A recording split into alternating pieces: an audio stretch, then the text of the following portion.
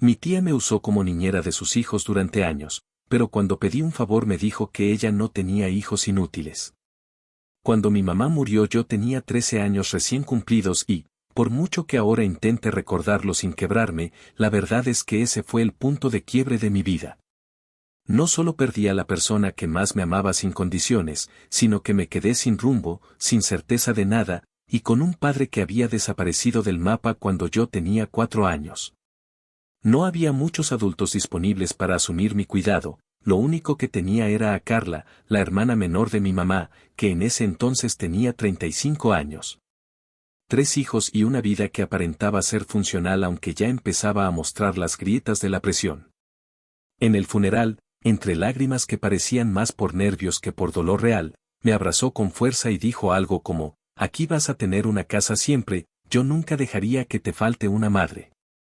Y en ese momento, con la confusión de todo lo que estaba pasando, con el dolor hundido en la garganta y la ropa negra que me picaba por dentro, yo le creí. La primera semana en su casa fue una mezcla extraña entre duelo, caos y adaptación. Ella trataba de cocinar algo caliente cada noche, pero todo era comida rápida recalentada o latas abiertas con desgano. Los niños, mis primos, eran un torbellino de energía y confusión, y aunque Carla decía cosas como ellos te adoran, te sienten como una hermana mayor, lo cierto es que cada uno estaba lidiando con su propio mundo infantil. Y yo era simplemente la figura más grande que no gritaba. Me asignaron un rincón en el cuarto de invitados con una cama inflable y una lámpara rota que titilaba cada vez que alguien encendía el microondas. Todo era provisional, como si la permanencia fuera una palabra prohibida. A las pocas semanas, la dinámica cambió de forma sutil pero evidente. Mi tía, que trabajaba jornadas dobles en una clínica dental, empezó a dejarme encargada de los niños con más frecuencia. Al principio era solo un par de horas mientras vuelvo de mi turno, pero esas horas empezaron a extenderse hasta cubrir toda la tarde y, muchas veces, parte de la noche. Decía cosas como tú eres buena con ellos, tienes mano, o no tengo con quién más dejarlos y no podemos darnos el lujo de pagar una niñera. En lugar de volver al colegio con normalidad, me encontré en una rutina donde debía prepararles la merienda, revisarles las tareas, bañar al más pequeño y acostarlos a dormir mientras intentaba estudiar en silencio con el libro apoyado en la mesa del comedor. Mi tía no era cruel de forma explícita. No me gritaba, no me maltrataba directamente. Pero todo lo que hacía estaba envuelto en un chantaje emocional disfrazado de gratitud. Cada vez que insinuaba que necesitaba tiempo para mí, para estudiar o simplemente para existir fuera de ese rol de cuidadora, ella decía cosas como, ¿tú crees que esto me resulta fácil? Yo también sacrifico cosas por ti, ¿o piensas que criar 3 hijos y además hacerme cargo de ti es un paseo? Me sentía atrapada, endeudada por un favor que nunca pedí, por una ayuda que se fue convirtiendo en deuda eterna. Y si en algún momento trataba de marcar límites, la conversación siempre terminaba con su voz rota diciendo, tu madre estaría orgullosa de que estés aquí ayudando, tú sabes lo que es la familia. Fui cumpliendo años en esa casa, en silencio. Mis cumpleaños eran mención rápida, un cupcake del supermercado y una felicitación sin entusiasmo. Lo importante era que los primos tuvieran su fiesta, su pastel, su atención. Mientras ellos crecían con sus juguetes nuevos y sus partidos de fútbol, yo seguía pegada a la cocina, limpiando, lavando, organizando mochilas. No había espacio para que yo pensara en mí. La beca que conseguí en una universidad comunitaria fue gracias a una consejera escolar que me ayudó sin que Carla supiera. Si lo hubiese sabido, probablemente habría dicho que eso no encajaba en el horario familiar. El colmo de la situación, lo que me hizo despertar de verdad, fue cuando intenté pedirle un favor pequeño, uno que para cualquier persona sería algo normal. Había conseguido una entrevista para un puesto de asistente administrativo en una firma pequeña del centro, y solo necesitaba usar el auto por esa mañana. Ni siquiera para quedármelo todo el día, solo para llegar limpia, sin sudar, sin tener que caminar 5 cuadras con zapatos en la mano y maquillaje derretido por el sol. Pensé que después de todo lo que había hecho por ella, no sería demasiado pedir. Pero su respuesta fue una frase que me dejó paralizada. Me miró de arriba abajo, soltó una risa nasal y dijo, yo no tengo hijos inútiles, y mucho menos voy a criar a uno prestándole mis cosas para que juegue a ser ejecutiva. Esa noche me encerré en el baño de visitas, cerré la tapa del inodoro y me quedé ahí, sin llorar, solo en blanco, como si de pronto todo el cansancio de 10 años hubiera decidido asomarse en ese segundo exacto. Me vi reflejada en el espejo descascarado de la pared y no reconocí a la persona que tenía enfrente. No era una joven de 23 años con planes y sueños. Era una sombra que había estado sirviendo a otros sin haber tenido nunca espacio para sí misma. Por primera vez en mucho tiempo no sentí pena por ella. Sentí rabia. Una rabia helada, lúcida, que no gritaba ni pataleaba. Era una rabia que pensaba, que calculaba, que empezaba a buscar caminos. Ahí nació la venganza, no como una reacción desmedida, sino como un ajuste necesario. No iba a gritar ni a destruir platos. Iba a devolverle exactamente lo que me había hecho, una carga silenciosa que terminaría por aplastarla. Actualización 1. 3 semanas después de aquella frase que me sacudió más que cualquier otro comentario que mi tía Carla me había lanzado en todos esos años, tomé la decisión de no volver a pedirle nada nunca más. Y no lo digo con dramatismo ni desde la rabia efervescente del momento, lo digo como una conclusión fría, dolorosa y definitiva. Me di cuenta de que con ella no había un punto intermedio. Todo lo que no fuera sumisión se le traducía como ingratitud, y todo lo que se apartara del papel que me asignó, el de sirvienta afectiva, niñera de emergencia, cuidadora multitarea y sombra silenciosa de su maternidad fallida, simplemente no le interesaba. La mañana de la entrevista, me levanté a las 5, no porque fuera necesario estar lista tan temprano, sino porque dormía con el cuerpo tenso, en modo alerta, como si aún esperara que me llamaran a mitad de la noche porque uno de los primos se hizo pipí en la cama o porque se habían quedado sin cereal y tenía que ir a la tienda. Me puse la ropa que había logrado mantener sin manchas en el fondo del armario, una blusa blanca con cuello redondo y un pantalón negro de esos que no dicen nada pero al menos no están arrugados. Y guardé los tacones en una bolsa del supermercado para caminar con los tenis hasta la estación. Recorrí la ciudad de punta a punta con 2 transbordos, una caminata larga y la certeza de que si no me daban esa oportunidad, simplemente no sabía qué haría después. La entrevista fue en un edificio pequeño pero bien cuidado, con ventanales que dejaban entrar la luz del desierto y un ambiente que olía a café caro y alfombras recién aspiradas. Me senté con las palmas sudadas sobre las rodillas y respondí cada pregunta con una mezcla de sinceridad y desesperación contenida. Les dije que sabía organizar, coordinar tareas múltiples, ser paciente en situaciones caóticas, manejar conflictos sin explotar y mantenerme serena bajo presión. No mencioné que todas esas habilidades las había aprendido cuidando 3 niños enloquecidos, preparando cenas sin receta con lo que sobraba en la despensa, y resolviendo peleas por juguetes como si fueran crisis internacionales. Pero debió notarse algo en mi cara, porque la supervisora de personal me miró un segundo más de lo necesario antes de decir, no tienes mucha experiencia formal, pero sí mucha práctica real. Me gusta eso. Una semana después recibí el correo con la oferta de trabajo. El sueldo era modesto, pero incluía un plan de capacitación en contabilidad básica, un pase de transporte y lo más importante de todo, horario completo con beneficios a futuro. Sentí que alguien por fin había dejado de verme como una extensión funcional de otra persona y me estaba dando la oportunidad de ser algo por mí misma. Hice mis maletas en silencio una noche entre semana, cuando mis primos estaban dormidos y Carla todavía no regresaba. No le dejé una nota, ni un discurso, ni una escena dramática. Simplemente no quise darle el privilegio de una despedida que hiciera parecer que eso era una traición. No era una traición. Era una salida legítima. Una huida merecida. Me instalé en un pequeño estudio al oeste de la ciudad, cerca del trabajo.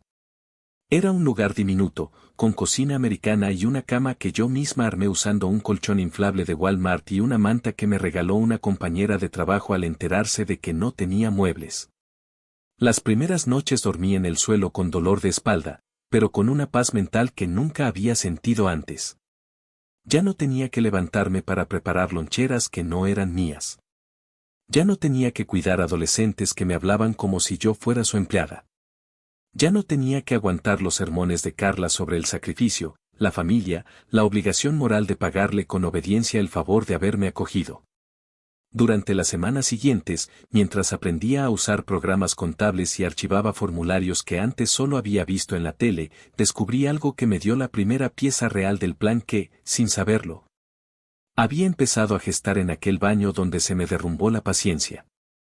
En una sesión de capacitación, el instructor, un hombre de unos 50 años que hablaba sin rodeos, nos explicó cómo funcionaban los créditos por cuidado infantil, las deducciones por gastos de niñera y los castigos por presentar declaraciones fraudulentas.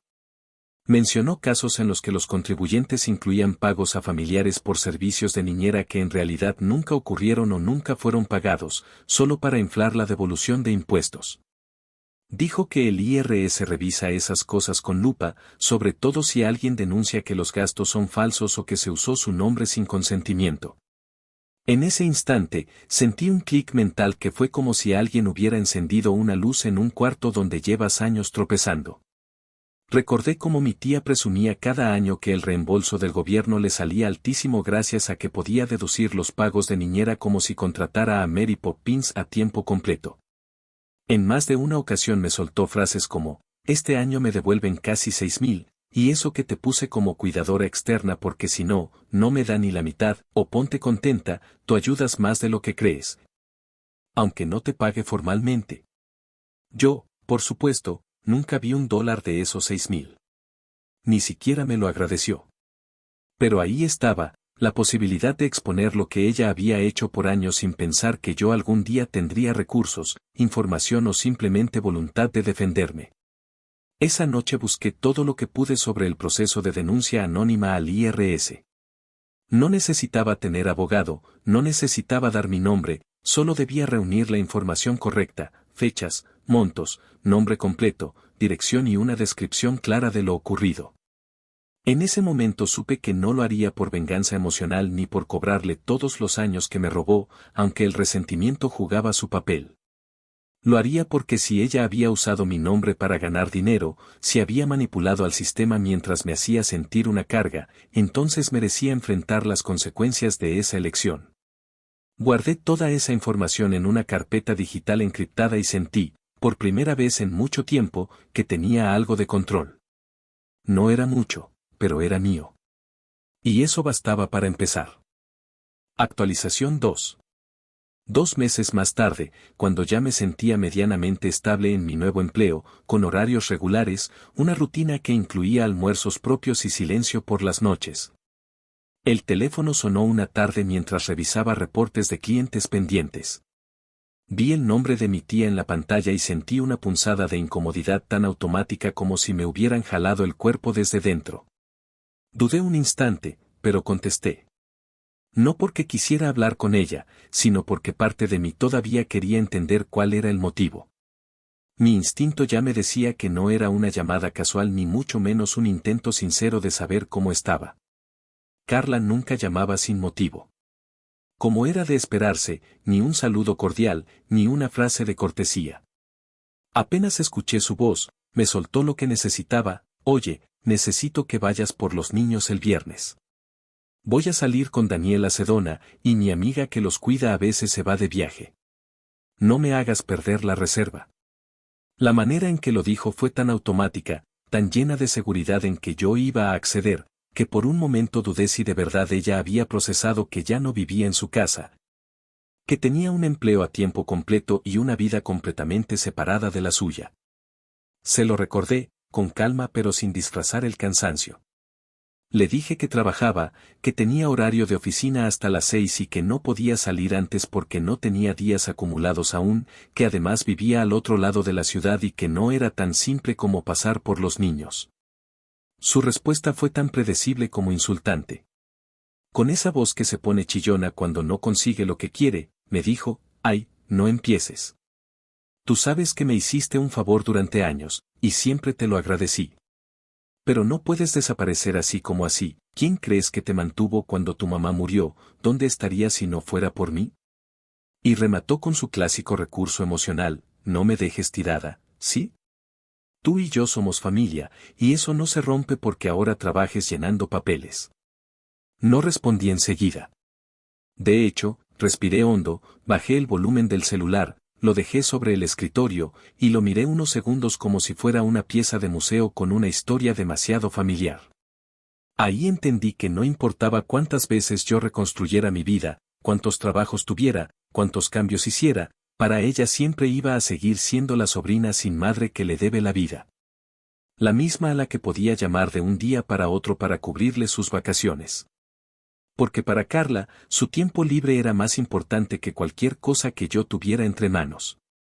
Me limité a decirle que no contara conmigo, que yo ya no era parte de esa rutina, y que si tenía que cancelar su escapada romántica, era su problema. Su respuesta no me sorprendió, cortó la llamada de golpe sin siquiera un ok o un te entiendo. Como si no contestar afirmativamente fuera una traición personal. Esa noche, cuando volví a mi departamento y me senté frente a la computadora.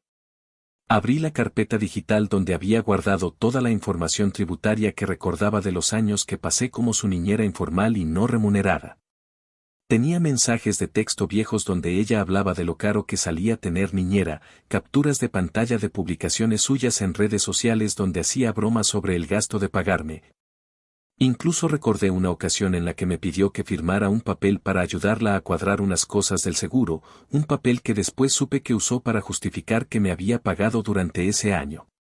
Toda esa información estaba intacta, clasificada, lista. No actué desde la impulsividad, no era una venganza de rabia inmediata. De hecho, antes de hacer cualquier cosa, hablé con un asesor confidencial que colabora con la oficina.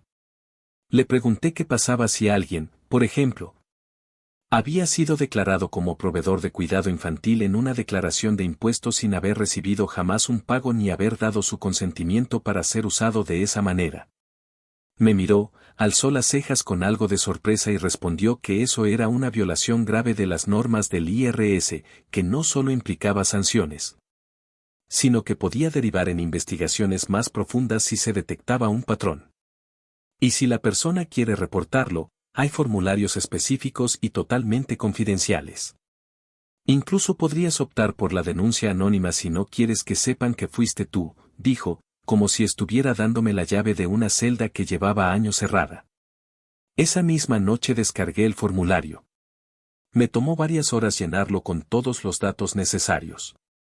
La dirección fiscal de mi tía, su número de seguro social que había memorizado por tanto ver sus papeles en la casa, los nombres de mis primos, los años fiscales en los que ella presumía haber declarado pagos. Y una narrativa clara, directa, sin adornos, había sido obligada a cuidar niños sin remuneración y luego usada como excusa tributaria para aumentar sus devoluciones. Imprimí el documento, lo firmé sin dudar, lo metí en un sobresellado y al día siguiente lo envié por correo certificado desde la oficina postal más lejana de mi zona. Quería asegurarme de que no se pudiera rastrear hasta mí por ninguna razón lógica. No sentí remordimiento. No me tembló la mano. Y si algo me pesaba era no haberlo hecho antes. Carla no solo abusó de mi tiempo, mi silencio y mi lealtad familiar. También usó mi nombre, mi existencia, mi lugar en esa casa para beneficiarse económicamente durante años. Y nunca le bastó. Nunca fue suficiente. Siempre quería más, siempre esperaba que siguiera ahí, disponible, lista para volver a ser la niñera que calmaba los gritos mientras ella se escapaba a recargar energías. Esa noche dormí como hacía mucho no dormía, sin un solo sobresalto, sin culpa. Porque ahora, por primera vez, el cansancio que sentía no era una condena, era una señal de que algo empezaba a equilibrarse. Actualización 3. 6 meses después, una mañana como cualquier otra en la oficina, mientras organizaba expedientes digitales para el cierre fiscal de un cliente, me llegó un correo con un asunto que parecía una alerta: ayúdame, por favor. Seguido de múltiples signos de exclamación y letras mayúsculas. Lo enviaba Carla, desde su viejo correo personal de siempre, ese que usaba también para registrarse en páginas de cupones y enviar cadenas religiosas. Dudé unos segundos en abrirlo, porque llevaba semanas sin contacto alguno con ella, y hasta donde yo sabía, seguía convencida de que su silencio y su desprecio me afectaban como antes. Pero algo me dijo que ese mensaje tenía un tono diferente. No era soberbia. Era desespero. Al abrirlo, lo primero que vi fueron fotos borrosas tomadas desde su celular, documentos esparcidos sobre una mesa de comedor que reconocí como la suya, papeles con el membrete del IRS. Sobres abiertos con líneas rojas marcando corrección requerida y anotaciones a mano hechas por algún auditor que pedía explicaciones sobre los supuestos pagos a niñeras declarados en sus formularios de impuestos entre los años 2018 y 2023.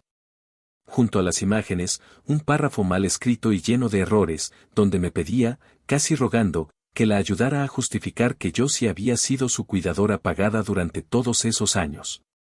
Decía que sin esa confirmación, el gobierno la iba a sancionar con multas que no podía pagar, que todo esto era un malentendido, que solo necesitaba una declaración jurada firmada por mí, donde dijera que sí había recibido pagos en efectivo aunque no hubiesen quedado registrados. Remataba con una frase que me dejó helada, no por lo que decía sino por cómo lo decía: tú sabes que nunca te faltó techo ni comida, eso también cuenta como pago.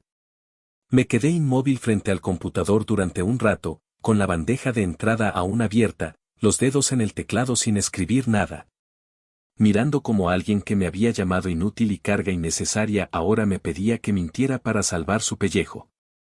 Lo que más me dolió, y a la vez me confirmó que había hecho lo correcto al denunciarla, fue ver que ni en ese momento era capaz de asumir su error. No había ni un atisbo de arrepentimiento, ni un perdón por lo que te hice. Solo había urgencia, necesidad, manipulación. Seguía creyendo que podía usarme. Que si me recordaba que había tenido cama y comida, eso bastaba para convencerme de que no merecía nada más. No respondí enseguida. Cerré el correo, apagué el monitor y salí a tomar aire. Caminé alrededor del edificio un par de veces, con el corazón golpeándome el pecho con una mezcla de rabia y liberación. Había una parte de mí que esperaba ese momento, no por satisfacción morbosa, sino porque era la prueba de que el sistema, aunque lento y burocrático, estaba funcionando. Mi denuncia había sido tomada en serio. La estaban investigando. Y ahora ella sentía en carne propia lo que es que alguien más tenga poder sobre tu destino. Regresé a mi escritorio y, con una calma casi quirúrgica, redacté una respuesta corta, directa, sin adornos ni rencores evidentes. Le dije que no podía firmar ningún documento falso, que jamás recibí pago alguno por los años que cuidé a sus hijos, y que cualquier intento de obligarme a declarar lo contrario podría considerarse un intento de obstrucción. Terminé el mensaje con una frase que sabía que le iba a doler, no porque fuera ofensiva, sino porque le recordaba sus propias palabras: tú misma dijiste que no criabas hijos inútiles. Me alegra saber que tenías razón, porque yo ya no vivo a tus expensas ni me dejo manipular por tus juegos emocionales. La respuesta tardó apenas unos minutos. Me escribió de nuevo, esta vez sin signos de exclamación ni fotos, solo texto puro y directo, lleno de reproches y veneno, que era una desagradecida, que después de todo lo que había hecho por mí, así era como se lo pagaba. Que yo había sido como una hija para ella y ahora me comportaba como una extraña que quería verla arruinada. Dijo que los niños me extrañaban, que no entendían por qué su hermana mayor los había abandonado, que estaba destruyendo una familia entera por unos papeles estúpidos y un poco de orgullo. Leí cada palabra sin mover un músculo de la cara. No porque no doliera, sino porque ya no tenía el poder de afectarme como antes. La culpa, esa que durante años me había hecho quedarme callada, había dejado de doler. Ahora dolía el recuerdo, no la situación actual. Y eso era una diferencia abismal. A los pocos días, me llegó un mensaje por Instagram de uno de mis primos mayores, el que ya tenía 17 años y había empezado a trabajar medio tiempo en una tienda de electrónicos. Me preguntó si podía ayudarle con el formulario FAFSA, porque quería postular a becas para entrar a la universidad y su mamá estaba demasiado ocupada para sentarse a revisar los requisitos. Me tomó un momento procesar lo que significaba ese mensaje, que él, aún sin entender del todo la guerra fría que estaba en marcha entre Carla y yo, seguía viéndome como alguien a quien acudir. Le dije que sí, que con gusto lo ayudaba, pero que tenía que hacerlo desde mi lugar actual. Ya no iba a su casa, ya no cruzaba la ciudad con mochilas llenas de útiles, ya no era la niñera silenciosa que resolvía todo sin pedir nada. Nos conectamos por Zoom, le expliqué paso a paso lo que debía llenar, y cuando terminamos, me dijo, gracias, tú siempre has estado cuando se necesita. Cerré la videollamada con una mezcla de nostalgia y alivio. Porque por mucho que Carla me hubiera usado como pieza de su juego personal, sus hijos no eran culpables de eso. Y aunque no podía borrar lo que había vivido, al menos podía elegir cómo seguir adelante. Mi plan no era destruirla a ella. Mi plan era liberarme yo. Y si en el camino ella caía por el peso de sus propias decisiones, no era mi culpa. Era simplemente justicia. Un tipo de justicia que no aparece en titulares ni se grita en redes sociales, pero que se siente como una respiración profunda después de años de aguantar bajo el agua. Esa justicia silenciosa, metódica y definitiva que no necesita gritar para hacerse notar. Actualización 4. Un año después de haber enviado el sobre con la denuncia, las consecuencias habían caído sobre Carla con una contundencia que, aunque nunca vi de primera mano, me llegó por fragmentos dispersos. Mensajes cruzados y pequeños detalles que iban armando el cuadro completo. Fue como ver un edificio desmoronarse en cámara lenta. Primero una grieta, luego el polvo, después el crujido sordo y, al final, el colapso inevitable.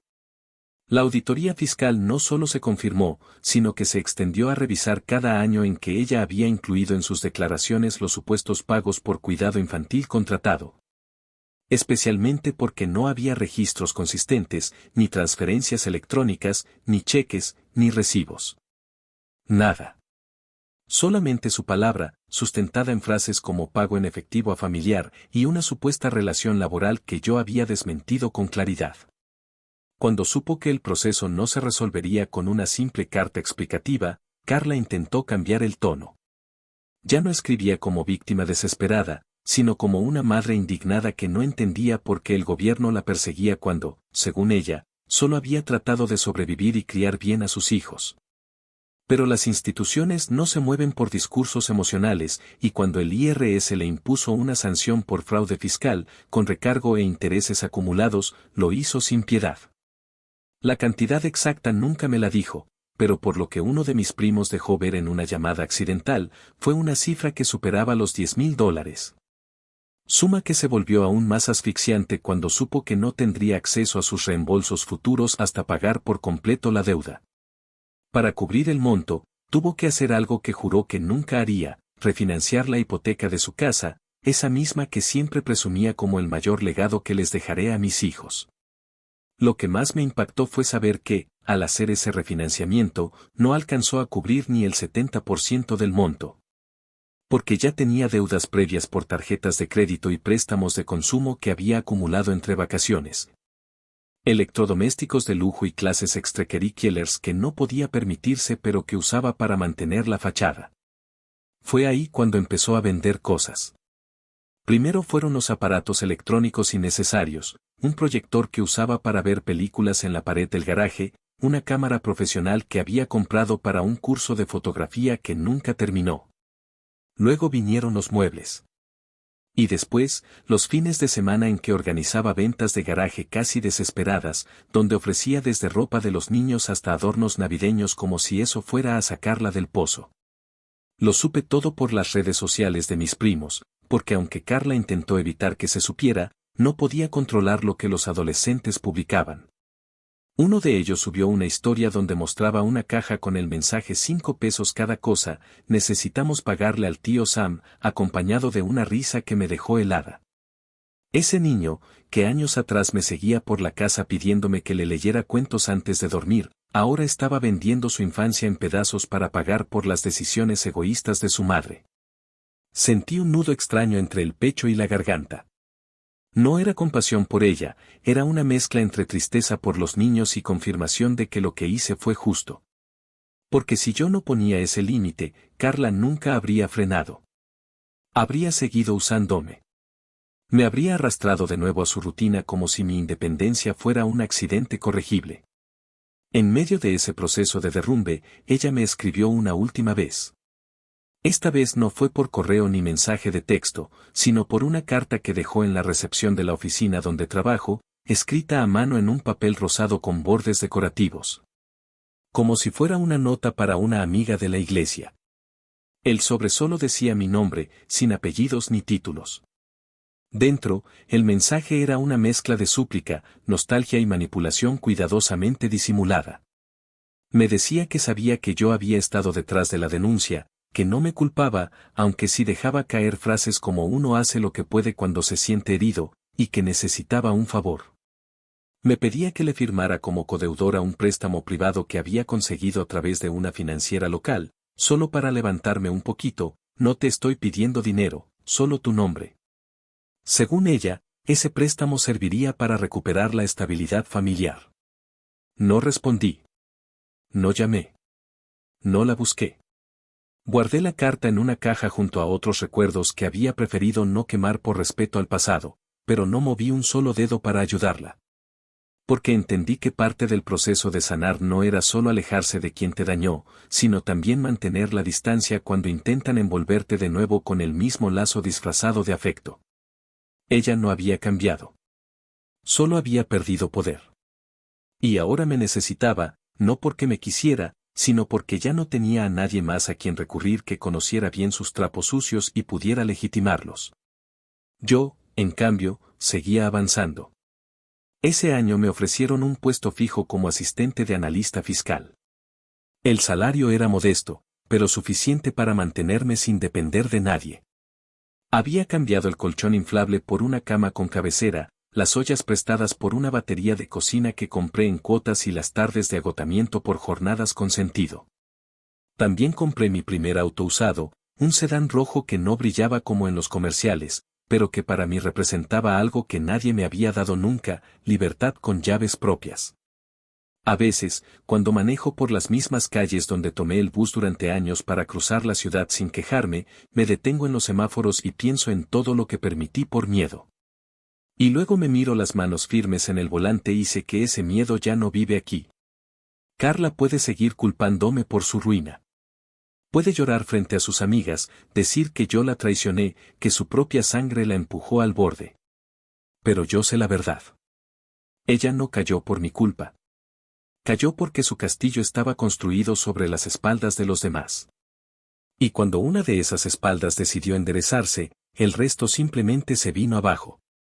Actualización final. 18 meses después del primer paso que di para alejarme de la casa de Carla, aunque en realidad fue mucho más que eso, fue un paso para salir de la versión que ella había construido de mí. La última pieza de todo ese dominó por fin cayó. La noticia me llegó a través de la misma vía irregular y casual en la que tantas otras me habían llegado, una conversación entre dos excompañeras del colegio de uno de mis primos. Publicada en los comentarios de una foto cualquiera en redes sociales. «¿Supiste que vendieron la casa de los Contreras?», decía una.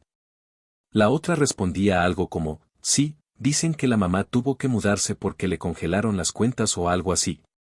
Ahora viven en unos apartamentos del otro lado de la vía rápida. Pobres chicos, siempre tan bien vestidos, y ahora sin nada».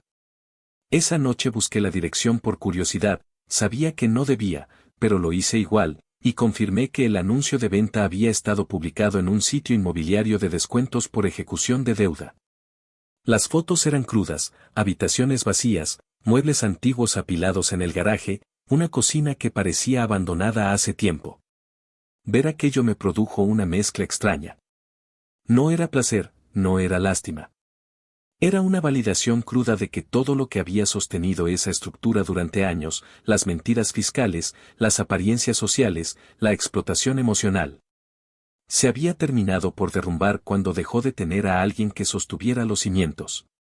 Supe después, gracias a una conocida en común, que Carla había intentado negociar con el banco pero no cumplió ni las condiciones mínimas del refinanciamiento porque sus ingresos, ya recortados por las sanciones fiscales, no daban para sostener una hipoteca de más de 2.000 mensuales. Sumado a eso, su tarjeta de crédito principal fue cancelada por morosidad y la segunda tenía el límite completamente usado desde hacía meses. Terminó en un departamento alquilado en una zona que nunca le gustó, compartiendo 2 habitaciones con 3 hijos que ya no eran pequeños y que empezaban a ver, aunque ella intentara ocultarlo, que algo se había quebrado irremediablemente.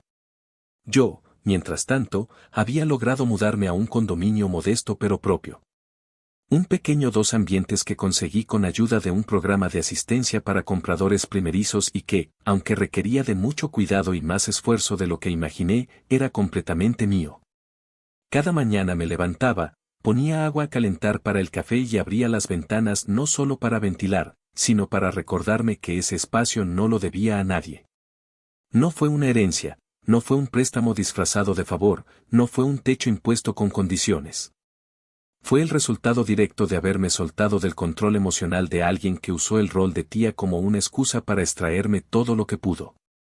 A veces, los primos menores aún me escriben. Sobre todo el del medio, que ahora trabaja medio tiempo en una tienda de ropa mientras estudia en línea. Me manda preguntas sobre becas, formularios, requisitos para subsidios de libros, incluso me cuenta pequeños detalles de su vida. Como que ahora cocina para sus hermanos porque Carla llega tan agotada que ya ni pelea si le sirven arroz con atún 3 veces por semana. Me limito a responderle como una adulta responsable, sin caer en esa figura maternal que me fue impuesta durante años, pero tampoco como una extraña. Lo ayudo porque él no eligió la situación, igual que yo no elegí ser la niñera adolescente de una casa ajena.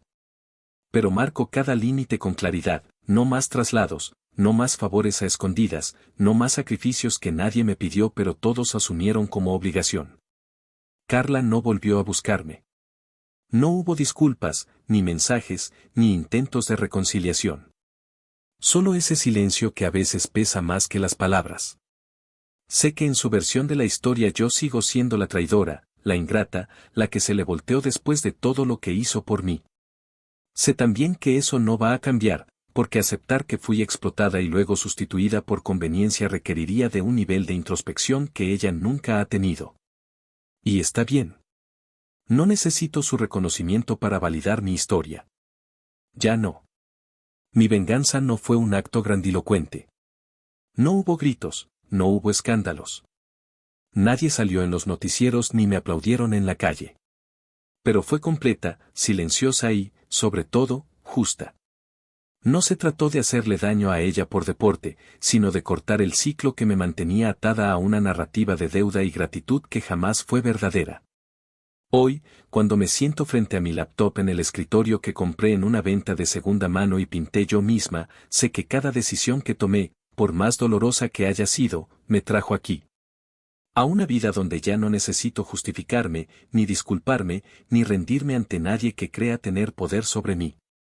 Y si alguna vez me cruzo con Carla, si llega a suceder que coincidimos en una tienda o en una sala de espera, probablemente no diga nada. No por miedo, ni por resentimiento, sino porque ya no tengo nada que devolverle. Todo lo que ella tomó, lo perdió sola. Y todo lo que yo gané, me lo construí con las manos libres, después de soltar la carga que me impuso disfrazada de familia. Y eso, más que una revancha, es una victoria.